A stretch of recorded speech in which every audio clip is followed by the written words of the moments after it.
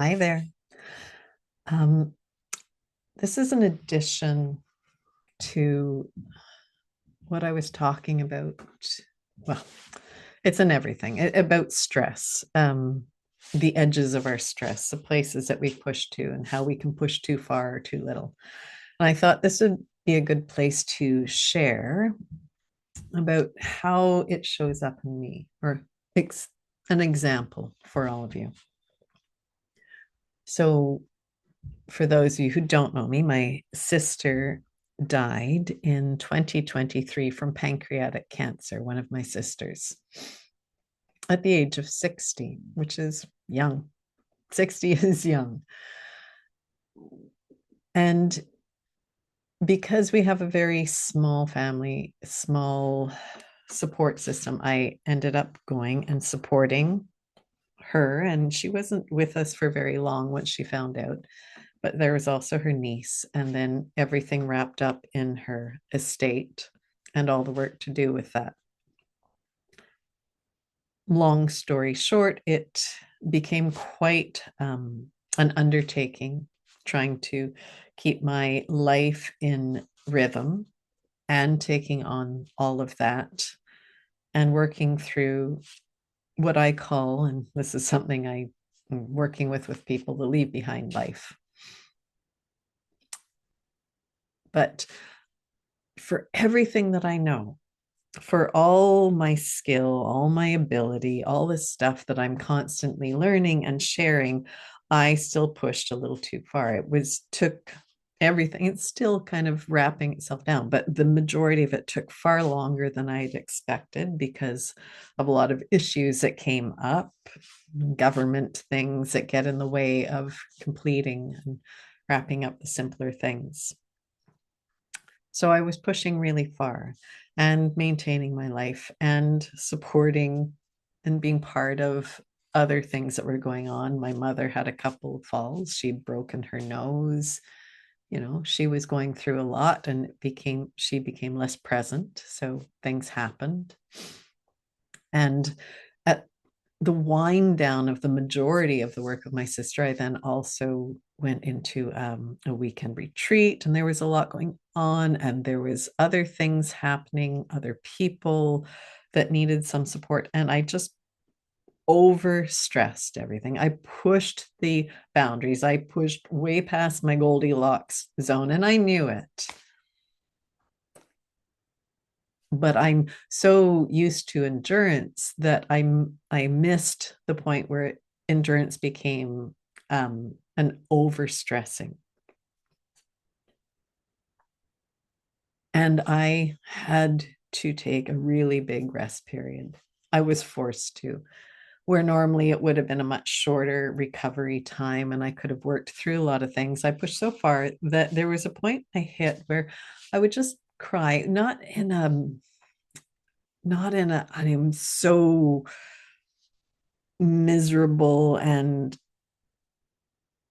that kind of cry when something isn't going your way. It was just a need to cry and not knowing why, even though I understood that I was at an edge. It was just cleansing and clearing, and I stopped trying to finish it. It was whatever I'd pushed through was everything holding on in me. And just, it wasn't really grief about my sister. It was a grief about other things, about leaving pieces of me behind, of giving up certain things in life that I had worked very hard towards in order to show up in this new way. The stress of all of that I do not see as bad because everything is what creates something in us, what puts us through a fire that moves us forward. But it was the amount and how much I was in it instead of spreading it out or simplifying it a bit. It was too much. And I put on too many pieces at the end, too many extra pieces that actually pushed that Goldilocks position. So it's like pushing a muscle too far and creating some tears that you then have to heal before you can really do anything with, again, lift too heavy a weight. And if you tear something, you're not going to be lifting weight for months. You lift weight and you just get tiny tears, that's what it's meant to do. Stress, you aim and strengthen a tissue. So then you can, in a couple of days, lift. Well, I pushed, I tore something. I tore something that needed more healing than if I had just taken a little bit longer. So my recovery time was me going inwards into a state of quiet and just allowing that to be okay. I had no choice, for one, and I knew that if I tried to just get through and push through, it would be too much. It would break me. It really would. So I was content to pull back. But the thing you have to watch when you pull back into that recovery state is getting so comfortable in it that you don't know when to start pushing at the edges again. Somebody who has hurt something, an athlete who has damaged something, knows that they can't just sit and be still. They have to still do gentle work. They do physio, they do different kinds of work to keep the tissue alive, to keep it active, to help it heal, help it start to strengthen. The same with any emotional or mental or energetic stress. If it's really big and it causes you to pull back, you still can't stop. There's no stop because everything shrinks in and you start to close yourself off. So within my deep rest, I also was okay with crying and I was okay with still doing what I needed to do, but I just didn't do anywhere near as much. I was okay with saying no to a lot of things. I was okay with saying, hey, not today, tomorrow. But I caught it when I started getting too comfortable with that. And I had to start pushing at my edges to move them outwards more. Otherwise, I would have got trapped in. And I'm still pushing at those edges, I would say. It was a lot of recovery that was needed. But it's okay as long as I don't stop.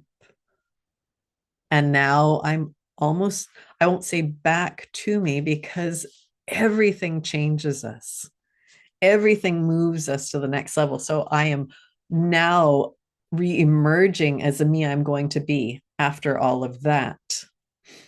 And this will be whatever it is with slight changes along the way until something else big might come along, a bigger stress that's going to push those edges and make me relearn a few things.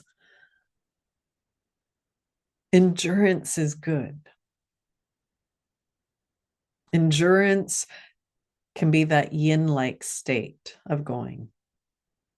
But running a marathon every day, there's a few people who can do it, but for the most part, it's going to so overtax and overstress the body that something might have to give.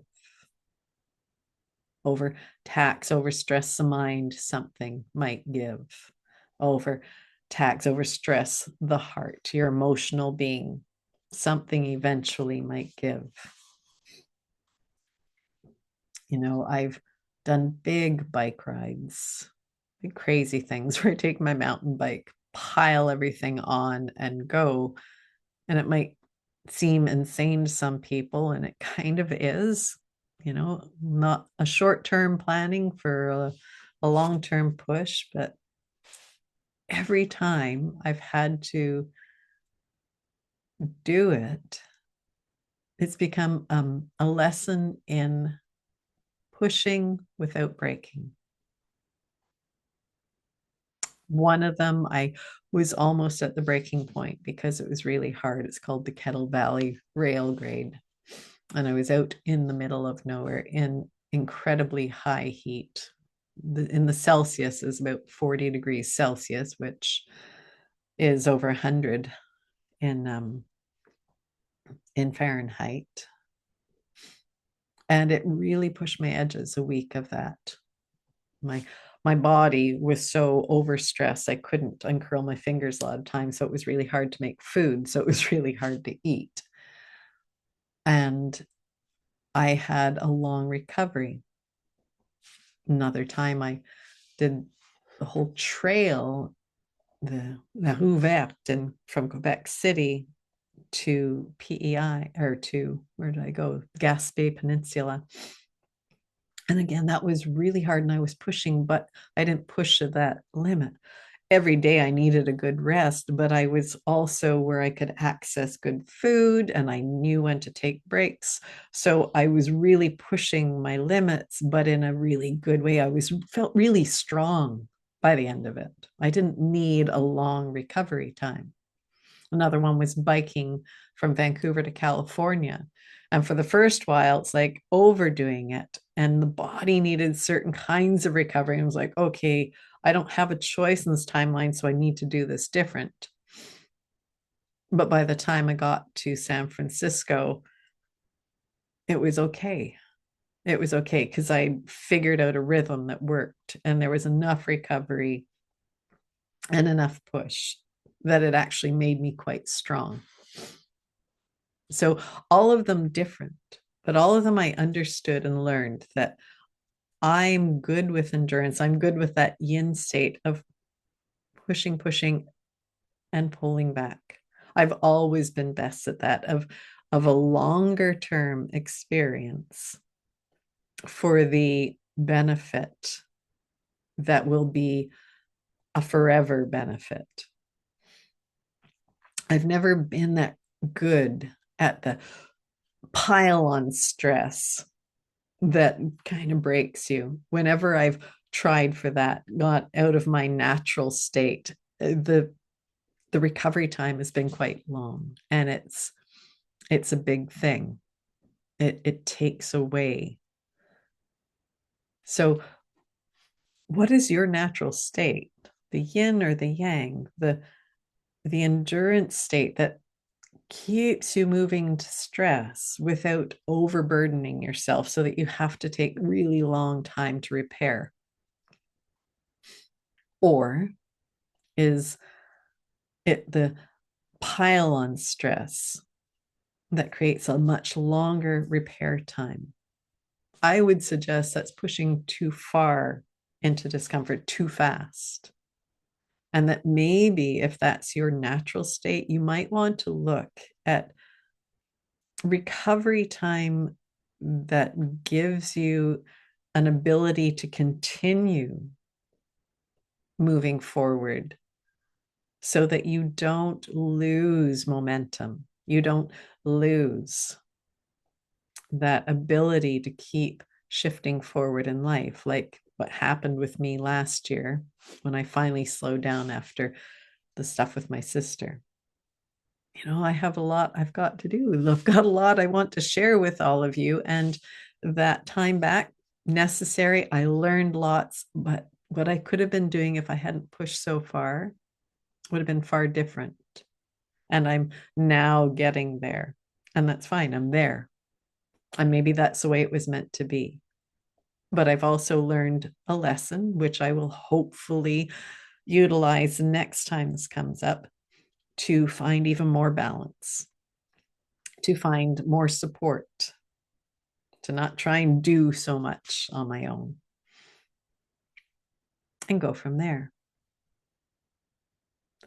I hope this has offered you something. I really do. Take a look at your world, take a look at your way of being, and see what insights you start to gain based on this concept.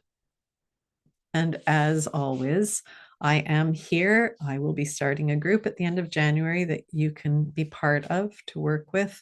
You can also work privately with me. Drop comments. And if you want to, when I get a chance, I will get to the comments. I don't focus my life online. I focus my life on the world outside of me. But you are important. Okay. So take care. Have fun doing the work, and we'll talk soon.